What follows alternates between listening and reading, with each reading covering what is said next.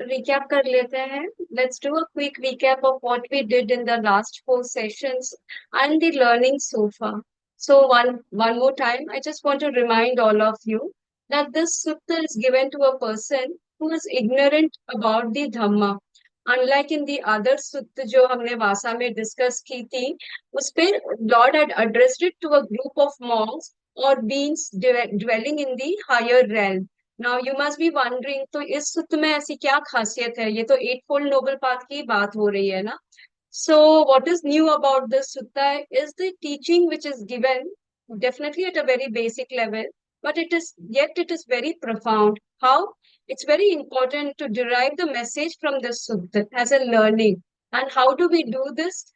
Through the similes which are given in the sutta, and how we can apply the similes and reflect on them in our day-to-day life to enhance our meditation.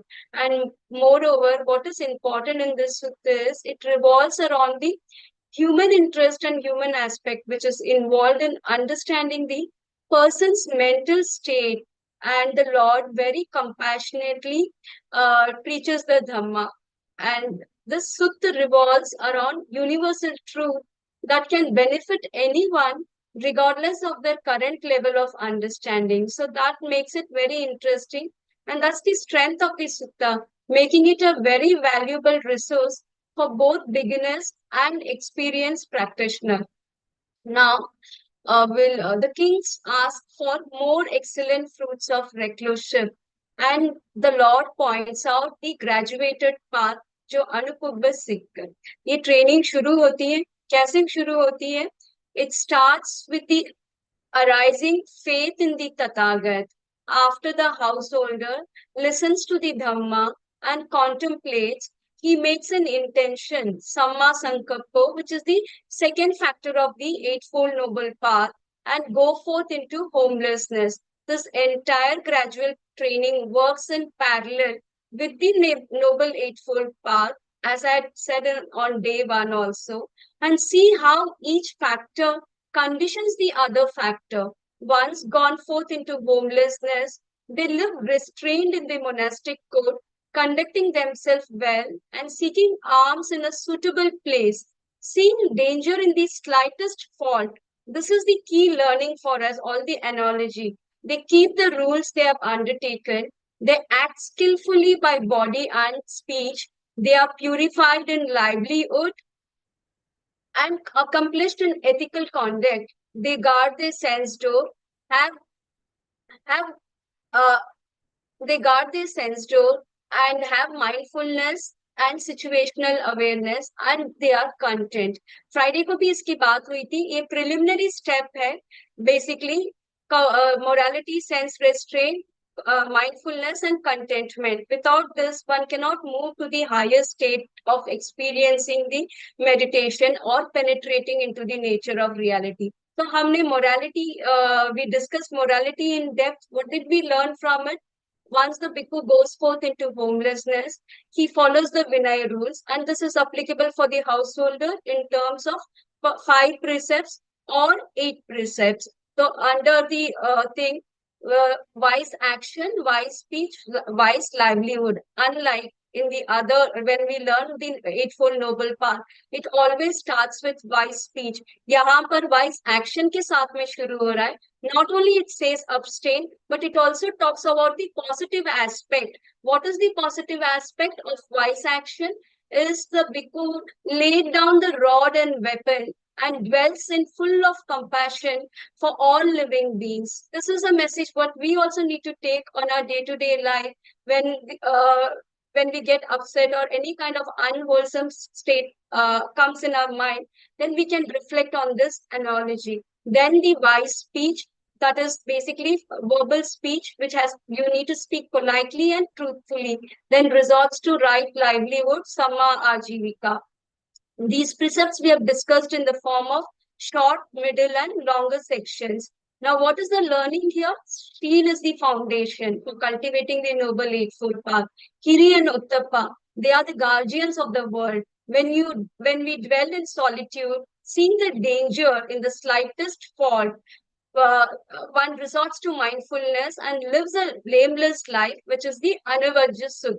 इसमें भी Lord has given a very beautiful analogy. Just as head anointed noble warrior who has defeated his enemies, he feels very peaceful and confident. Sheila is a protection for us. When we live this blameless life, not only we are happy, others also feel very secured with us. Then from there, moving on, sense restraint. When you when safeguard the senses means not grasping to any object. How do we do this? By maintaining balance in the energy wise effort, which is the sixth factor of the eightfold noble path.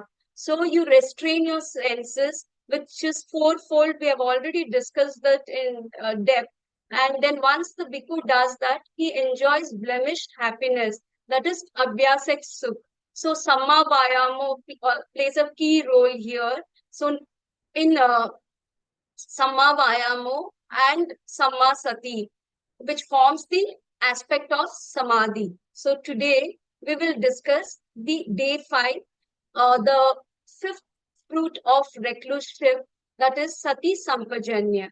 First, we will understand what is Sati, then we will understand what is Sampajanna, and together Sati Sampajanna.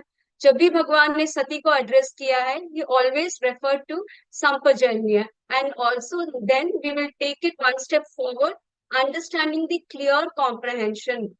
So let's move on. First, let's understand what is sati. Samma sati, it's the seventh factor of the Noble Eightfold Path, which is very essential for the development of all the factors on this path.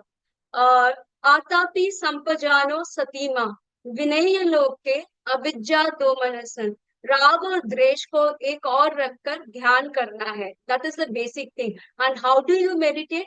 You need to have attention, focused attention on whatever kammathan you have taken. Sati basically means directing or focusing your attention to a specific object. Say, what is the object of meditation? So you're mindful of the object. Your mind is not running here and there or wobbling. It's just sinking onto the object without any judgment or reaction. Say if you're observing the breath, then you're completely focused on the breath. If your mind wanders away, gently bring it back without reacting to it. That is what it means.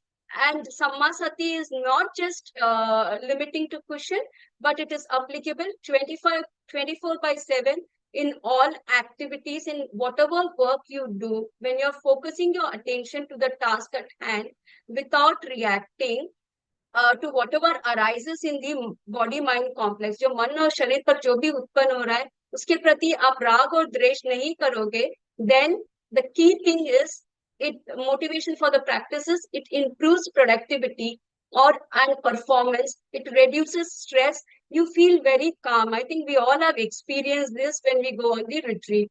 The next is, let's understand what is the function and the characteristics of sati. Sati, basically, the primary aspect is it saves from absent-mindedness of the object. How do we understand this? Let's take an example of a breath, or when you're observing the breath, or when you're listening to a Dhamma talk. Your mind is as if everything you hear, you're not forgetting. You're remembering moment to moment without forgetting. When you do this, it helps to protect all the unwholesome mental states which arises. An example is anger. Let's say anger has arisen. You immediately become aware and mindful, and then you cultivate the wholesome state. What does it mean is it's a clear and a continuous awareness of whatever is happening in the present moment. So by maintaining this, it helps in clarifying and preventing the mind from becoming confused or forgetful. So what's the characteristics? It is, okay, the manifestation to a meditator. Mindfulness feels like a guardianship of the mind and of the object. What does it mean? You're mindful of the talk. Your mind is guarding the talk as well as your mind at the same time. It means you're vigilant, both of the mind and the object of awareness. So when you meditate, mindfulness guards your attention. It keeps focused on your breath, preventing it from drifting away.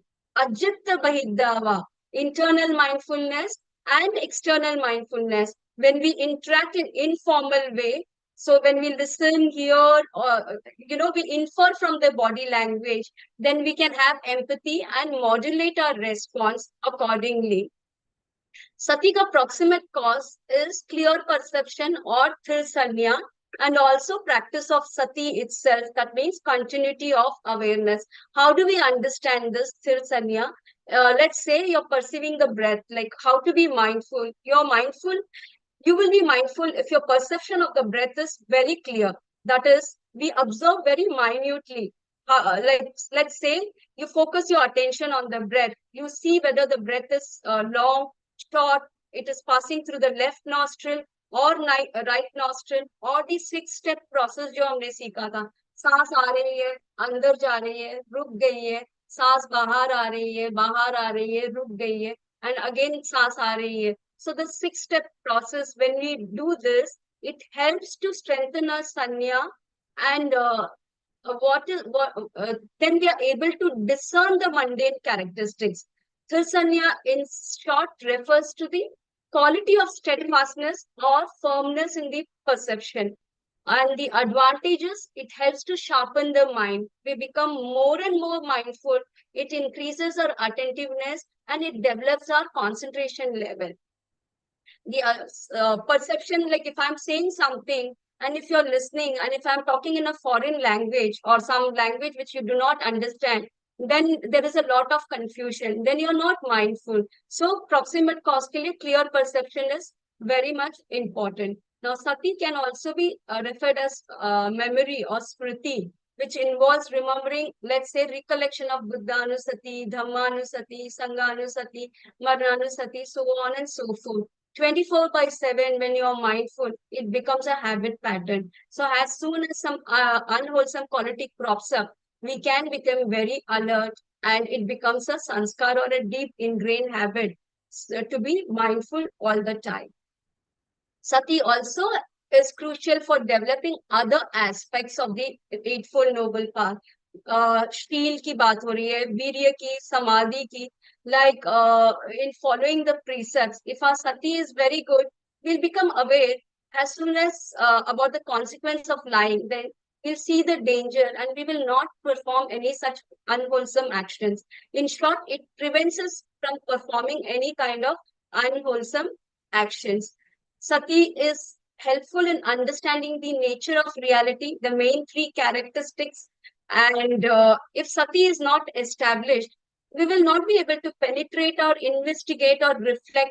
How do we understand कि दुख क्या है या suffering क्या है? ये सती के माध्यम से ही हम जान सकते हैं. So it is a very important tool. And sati helps to control the mind. The good way to remember is ask yourself this question: where is your mind now? Sati is one of the universal mental factor, Shobhana Chetasik, and Sati is also the first factor of the awakening of the Bodhi ke Ang.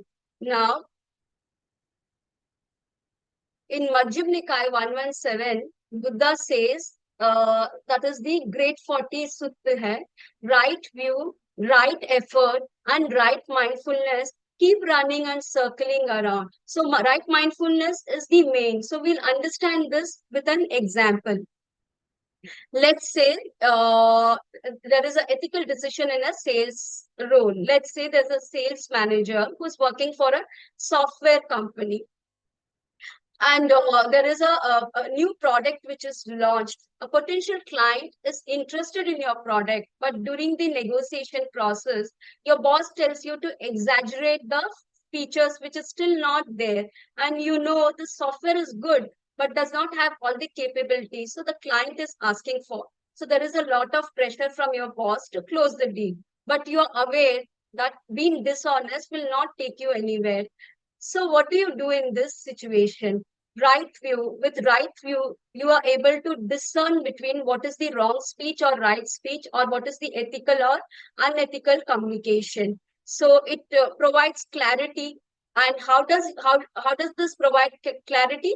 Basically through mindfulness. With right effort, you develop wholesome qualities. Right effort involves actively working to cultivate honesty and integrity in your communication. In short, it means it is putting in the effort to abandon the unwholesome quality. So mindfulness plays a crucial role here.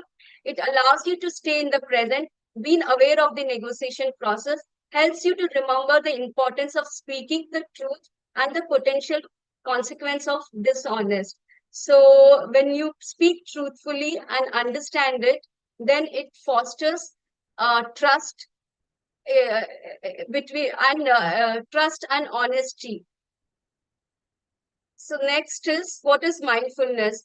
Fourfolding mindfulness is can also be looked at as fourfolding establishing of awareness. That is kayanupassana, vedananupassana, chittanu, and dhammanupassana. We will see this when we read the sutta. Ajahn Chah says mindfulness is like a salt used in all curries. So how do we understand it? So mindfulness is very important. If there is no salt, the food is will become very bland. You may not be able to eat it. So that is what it talks about it. When it comes to day-to-day activity, also mindfulness plays a very important role in all the activities. You if you're not mindful, you will forget to leave. You will leave the doors open. You'll forget to turn off the lights and fans or water tap. You will overindulge in shopping, eating, or use of technology, social media, so on and so forth. So now let's understand sampajanna. Sampajanna in terms of the Sati is mindfulness. Sampajanna refers to clear comprehension or clearly knowing in all the activities. So Sati and Sampajanna are closely intertwined. Mindfulness alone will help to calm the mind, but combined with wisdom helps to purify the mind. So पुनश्च परम भिक्खवे भिक्खु अभिक्खन्ते पटिक्खन्ते संपजानकारी होती आलोकिते विलोकिते संपजानकारी होती. What it means is comprehending in all activities whatever we do. So I'll read the sutta first and then let's understand it. And how does a mendicant have mindfulness and situational awareness?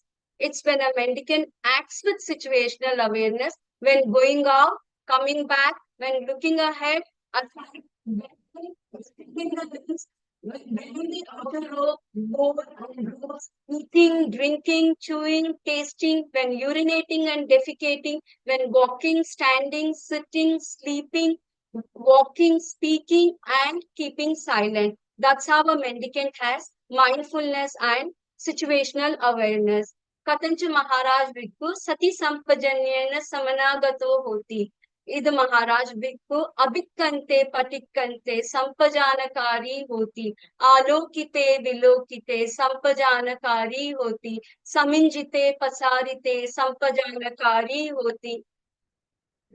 संघाटी पत्त चीवर धारणे संपजानकारी होती हंसते पीते खाइते साइते संपजानकारी होती उच्चार पस्साव कम्मे संपजानकारी होती गते खिते निसिन्ने सुत्ते जागरिते भासिते तुलही भावे संपजानकारी होती एवं को महाराज भिक्खु संपजानकारी होती.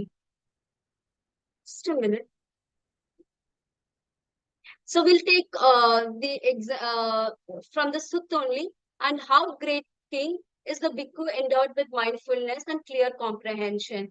When going forward and returning, the bhikkhu acts with clear comprehension. Looking ahead, looking aside, he acts with clear comprehension. In bending and stretching the limbs, he acts with clear comprehension. What does it exactly mean is, when the bhikkhu is going on the arms round, he is completely mindful about whatever is the object of your meditation, whether it is your breath or the sensation. You're mindful on in all the activities. You observe the changing nature of the bodily sensation when the heel touches the ground, making a note of it, observing the Vedana, whether it is pleasant, unpleasant, or neutral.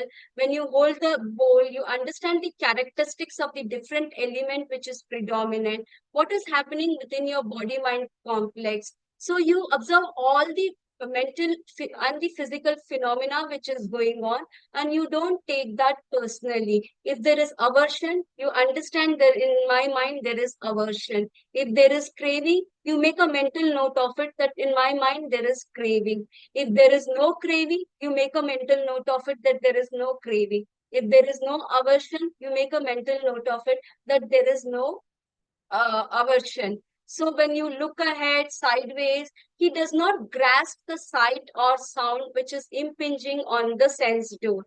So he is very mindful in all the activities what he is doing. One of the way to look at it is the simile of a sesame seed which pops up quickly when heated in the hot pan. The same way all the mental and the physical phenomena arise and cease rapidly, and there is nothing to take it personally.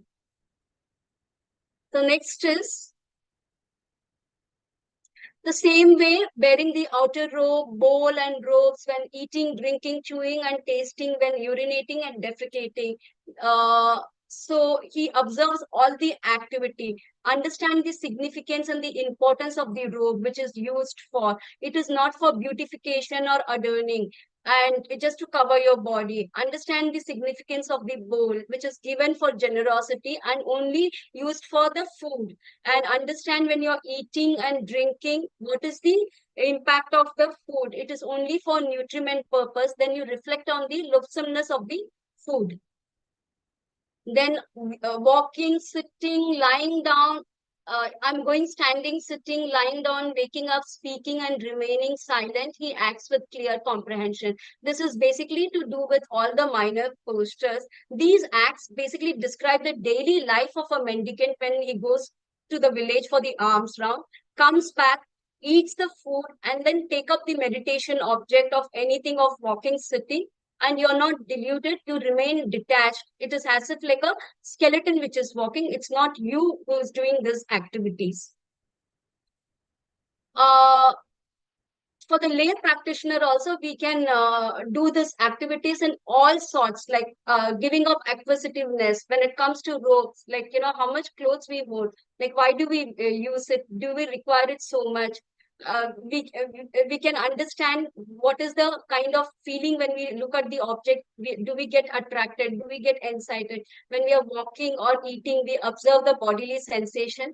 Basically, in all activities, this is equally important for the householder, seeing the attraction, seeing the danger, and dropping it. Aswadan, Khatra, and Nisaran. Now, Bhikkhu Bodhi says there is there is another way of understanding the clear comprehension. How do we understand? There are four ways to understand. One is the purpose, suitability, domain, and then the non-delusion. Purpose is before engaging in any activity, you need to be very clear on the quality of clarity or purpose. Is it required to do this act? And for suitability, the purpose may be right, but it may or may not be suitable. Domain of practice is the object of meditation, what you take, and the asammoha is the non-delusion, basically not taking it personally. This is not me, mine, myself. So we'll look at some examples. I just quickly finish in 5 minutes. Visiting a stoop or meditation on unattractive object. Let's say, why this is coming again and again. What is this? Purpose. Visiting this chaitya is very useful because it brings a lot of joy and rapture. Suitability. Is it suitable at this point of time? So when you visit, this place should be very peaceful. If you go during some big gathering or occasion, then it is not suitable, even if the purpose is served. Resort. What is the meditation object what you are taking? You are going there to pay respect to the stoop, so that your mind does not get carried away, or it does not roam around by seeing the surroundings of it. So you need to be very firm with your meditation object. Then the non-delusion, like having pride that I'm so good, I'm getting an opportunity to see. No, it's a conditional phenomena. It has happened during certain conditions. The same thing we can look at it for unattractive object, that is coughs. Seeing and reflecting on an unattractive object is very useful and powerful to develop insight into the nature of impermanence. But is it suitable? In what way? If it is a male gender, then one should contemplate by looking at the cause of the same gender. So vice versa for a nun. So, and the resort is the object of meditation. So you focus it and you contemplate on the object what you have taken, such as the decay, impermanence, and understand the nature of the existence rather than your mind getting carried away here and there. And finally, the non-delusion of understanding the impermanence, suffering, and non-self. Now, how do we look at it in our day-to-day life as a lay practitioner, which is equally useful?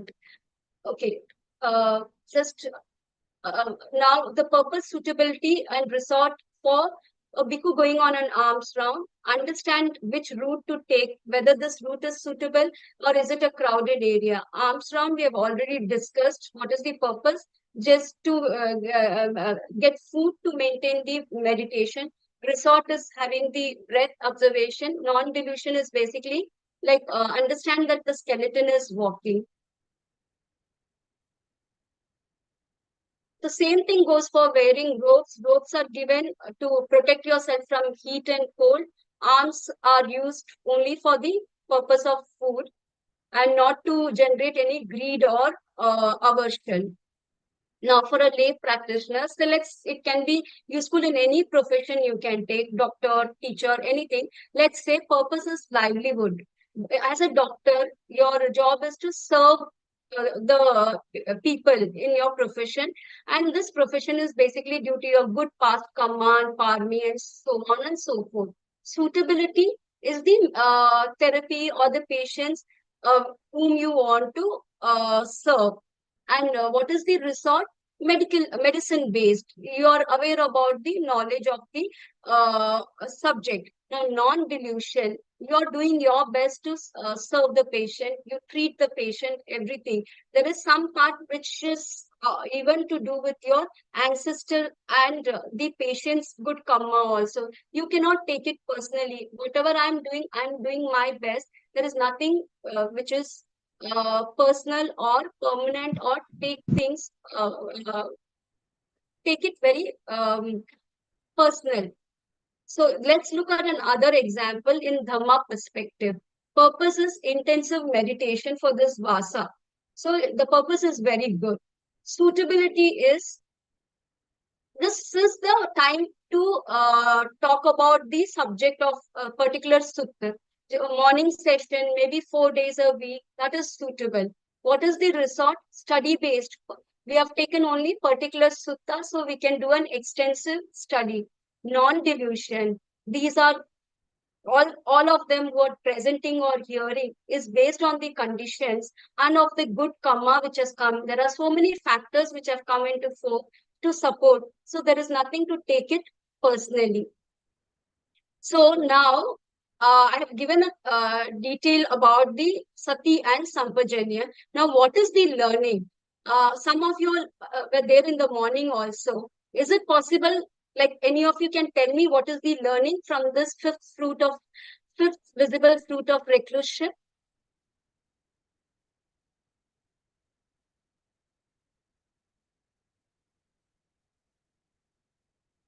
We spoke about the blameless happiness, unblemished happiness, leading a blameless life, the first visible fruit, the second visible fruit of sense restraint.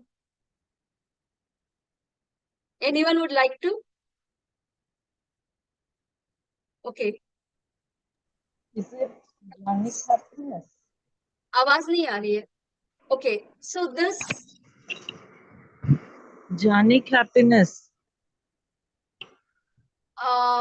yeah, to somewhat jhana level तो अभी तक हम आए ही नहीं है ना. We are still in the preliminary steps. Okay.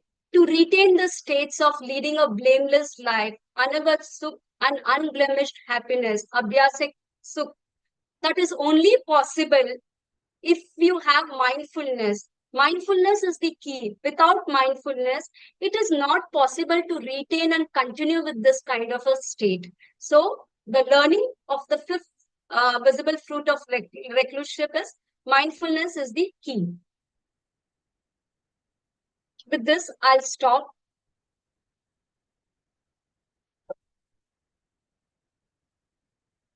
जो सती है,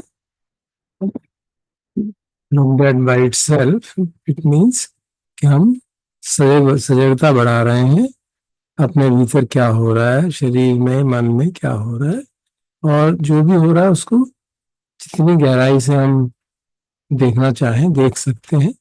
वो कितनी गहराई से देखना है वो हमारे उद्देश्य का भाग है, व्यू का भाग है, क्या करना है।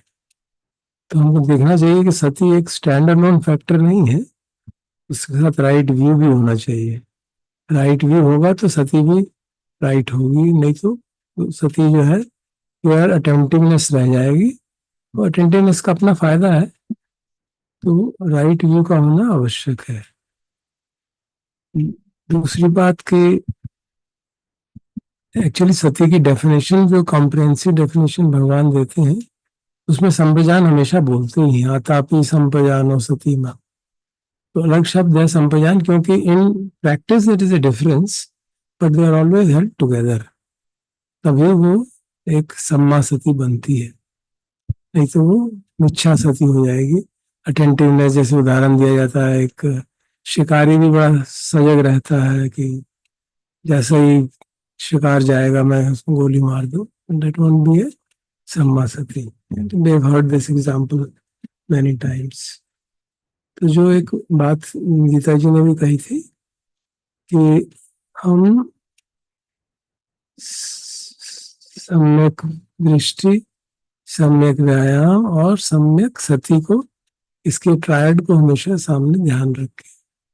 सम्यक दृष्टि हमें बताती है कि करना क्या है, ठीक है, और सम्यक व्यायाम बताता है कैसे करना है, और सम्यक सती बताती है कि वही कर रहे हो कुछ और करने लग गए। वो एक चेक रखती है हमारे पे, अब ये क्या करना है वो आप कुछ भी जैसे कहीं भी लगा लीजिए। अब आप इसको मटेरियलिस्टिक डोमेन में लगाएंगे तो उतना ही लाभ होगा, और उसको अगर सम्मा सती के हिसाब से मुक्ति की ओर लगाएंगे तो उसके हिसाब से भी हो। तो it is a general definition. Right view tells you what to do, right effort tells how to right effort actually does the work actually, and sati is the monitor which checks that we are going according to the view which you want to, or whatever our objective is. और सती का जैसे गीता ने बताया भी था, उसके दो factors proximate cause कहे जाते हैं, जो उसके निकट निकट जो है, सब निकटतम कारण जो है उसको बनाने का। एक है थिर संज्ञा। स्थिर संज्ञा मतलब गंभीरता से देखना, ठीक से देखना, पहचानना। इसीलिए इतने सारे कोशिशें की जाती हैं, सांस को देखो, लंबा है, छोटा है, इधर से जा रहा है, उधर से जा रहा है, कहाँ छू रहा है, कहाँ रुक रहा है। All that is basically to increase our attentiveness. तो थिर संज्ञा एक है, लेकिन जो बेसिक फैक्टर है वो है सती की प्रैक्टिस। तो सती का अप्रोक्सीमेट कॉज सती को ही माना जाता है। जितना आप अभ्यास करेंगे उतना सती पुष्ट होती चली जाएगी, और उसका कोई और सब्स्टिट्यूट नहीं है। वो जितना हम कोशिश करते हैं उतना धीरे धीरे वो, जैसे मैडम ने कहा, वो हमारे पार्ट, जीवन का पार्ट बनने लगता है। और जहां तक 24/7 है, it should be seen in the sense of practicality. हमको अपने ऊपर और एक बोझ नहीं बनाना है कि अब मुझे सजग भी रहना है। वी हैव टू सी, सजगता का मतलब हम काम कर रहे हैं तो उस काम के प्रति सजग है, अवेयर ऑफ द पर्पज, जैसे बताया, उद्देश्य क्या है, क्या वो उपयुक्त है कि नहीं है, मेरा ध्यान कहाँ रहना चाहिए, क्या मैं मुंह में तो नहीं पड़ रहा। ये चारों बातें हर परिस्थिति में की जा सकती हैं। काम शुरू करते समय, काम करते करते बीच में लगता है अरे बड़ा अच्छा हो गया, मैं कितना अच्छा, अरे मेरे से तो अच्छा ही नहीं हुआ, मैं कितना बुरा। So you can be immediately aware. So when our equilibrium is disturbed, the first level of sati practice is कि जैसे ही equilibrium disturb हो, I get aware कुछ गड़बड़ हो रही है, and I bring back the equilibrium, investigate and do whatever is needful, ताकि मैं समता में आ जाऊं। This is the first level of, in my personal opinion, the first level of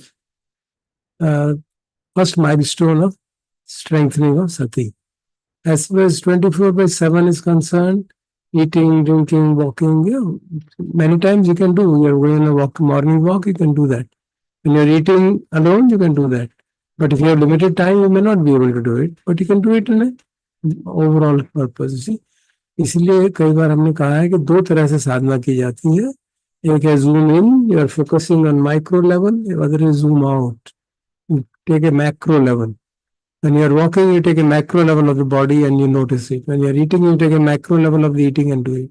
But when you are in a retreat, you can do a micro level. You can do there. So we have to have the wisdom to see where exactly should we practice, in what level should we practice. So I hope this answers the various questions. Is there anything else left which I have not responded? So commonality is like आप कह रहे हैं कि there are certain level where it is common for common man also and one who is on the path. Yeah. Practice is same. Only view changes. What to do changes. Yes. So what to do? Changes. Yeah. If you are meditating, there is something to be done. If you are doing you are presenting your case in the court, there is something to be done. So you can be aware of that. What is the purpose of it? What is the suitability of it? Where should my attention be at this moment? And am I getting deluded while making presentation, while making talk, while presenting the case, or whatever the situation, or while teaching the students? So you can see that at every moment it can be applied, and when you do it like that, it becomes a habit. Main idea is to make it a habit. And once it becomes a habit, then when you can use the same habit in penetrating into nature of reality, when you're investigating the Dhamma, then you can use the same habit so that the mind remains focused on the task at hand. Now the task at hand is investigating the nature of reality. So the mind is doing that. Thank you. So जो सुनील जी कह रहे हैं कि हम day to day life में 24/7 की जो बात कर रहे हैं उसमें हम अपना जो भी काम कर रहे हैं अपने जो जीवनचर्या वाला उसमें भी ये अप्लाई करें और फिर जब हम रिट्रीट में हो तो देन यू गो और जब हम कोई ऐसे इंटेंसिव काम में नहीं है जिस पे इंटेंशन हमारा लगा रहना है, then we can be aware, isn't it? अब आप ड्राइविंग के टाइम अगर आप देखने लगे चारों मेरे सारे शरीर में क्या हो रहा है तो बहुत खतरा है. Please don't do that. Be mindful of the external world. And of course, if there is pain in the leg, you can automatically become mindful. Then you drive slow. Then you take care. So those feedbacks are available, isn't it? When you're giving a talk, then you have to be mindful. How much is the time available? How much should I present? To what extent should I do? All that is part of the practice of mindfulness. So this practice will be helpful in everything. When you practice putting attention on certain different things at different times, and when you practice, especially the fourth factor of that is a practice of Dhamma. Every moment you can practice it. Whether I'm getting deluded while making a presentation to a court or teaching in a class or giving a talk in our Zoom session, I can get deluded. Oh, what a wonderful person I am. What a wonderful example. Or what a miserable person I am. Oh, मैं तो भूल ही गया क्या हो गया देखो मुझे ये करना था. You can be aware. देखो किस तरह से sense of self आ रहा है, किस तरह से delusion आ रहा है. And I'm trying to prop up my image. You can see that. So in every activity you can work in the light of Dhamma, provided you are mindful of the four factors जो उन्होंने बताए थे. जो चौथा factor है असमोहा और मोह तो नहीं है, delusion तो नहीं है, that is a factor which can be applied to every activity, and that will be adding to the bank balance of our development of anicca, dukkha, anatta. आप पार्टी में जा रहे हैं and you are enjoying yourself and then you see, oh my God, I got just carried away. And you come back, awareness comes back. Keeps on fluctuating, of course. We get carried away for a moment and then you suddenly realize, oh, mind is getting too excited. Calm it down. Bring it back. So that way, we can be constantly on the guard, and it's a matter of habit, really. तो जब अगर हमारी आदत हमारी general state of mind peaceful है अगर हमारा default state of mind reasonably peaceful है तो हमको मालूम पड़ जाता है अरे गड़बड़ हो रही है, and you get immediately get a feedback. सती provide you feedback. It's like a nature's feedback mechanism. गड़बड़ हो रही है, सजग हो जाओ. एक्साइटमेंट हो रही है, डिप्रेशन हो रहा है, नेगेटिविटी जाग रही है, गुस्सा आ रहा है, जो भी है, and you become aware and you take appropriate action.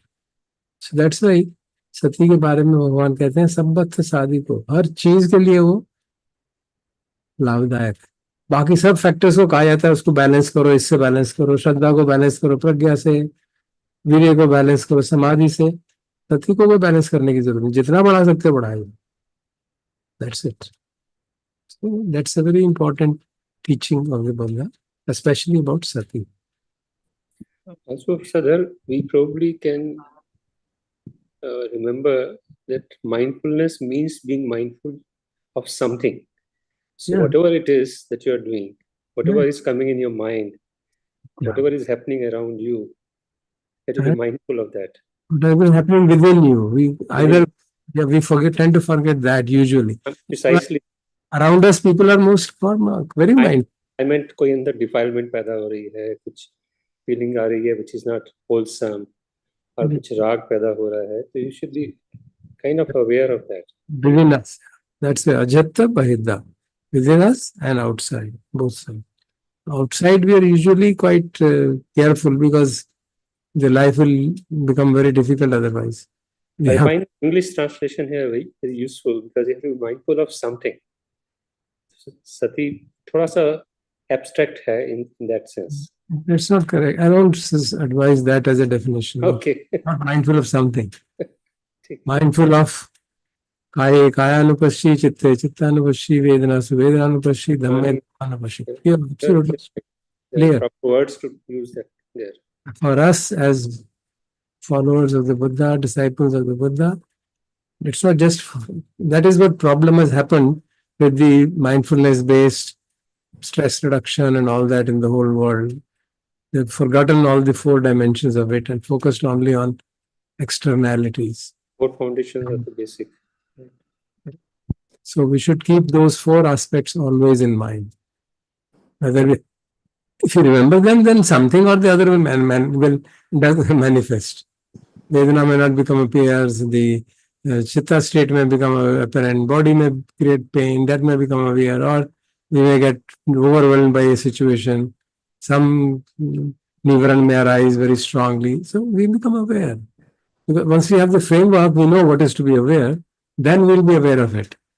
Otherwise, if we leave it open-ended, then we are likely to be aware of the external world. Okay. Thank you. Thank you. Right. Sir. This Thank was you, helpful.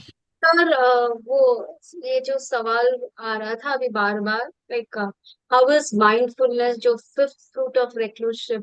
I think even Nikhil ji and Let me I'm explain. not sure if हाँ so why is it like happiness फिर जो है blemish? 5 क्यों कहे गए, मैं अपनी तरफ से जितना मुझे समझ में आया बताता हूँ. पहला बेनिफिट बताया गया कि स्लेव से मुक्त हो जाता है, तो it's a one kind of bondage. दूसरे में था कि उसको टैक्स नहीं देना पड़ेगा. फार्मर जो है वो टैक्स नहीं देगा, वो भिक्षु को टैक्स नहीं लगता था. So these are the regulations set by Ajatasattu's father. Bimbisara had made those regulations. So he sees them as separate fruits in that sense. So Buddha is very mindful of what his mind state of Ajatasattu is. So he gives them appropriate answers. Then we have Anavajja Sukha, which means happiness arising out of blameless life. Now that kind of happiness we will experience when we have led a blameful life and then we transform, then we know what does it mean to be blameless life.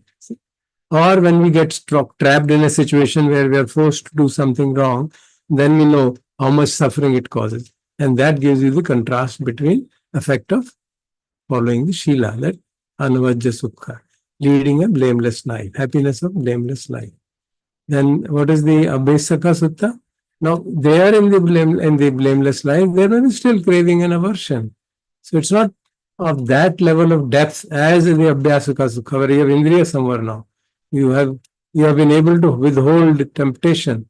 It's a great joy.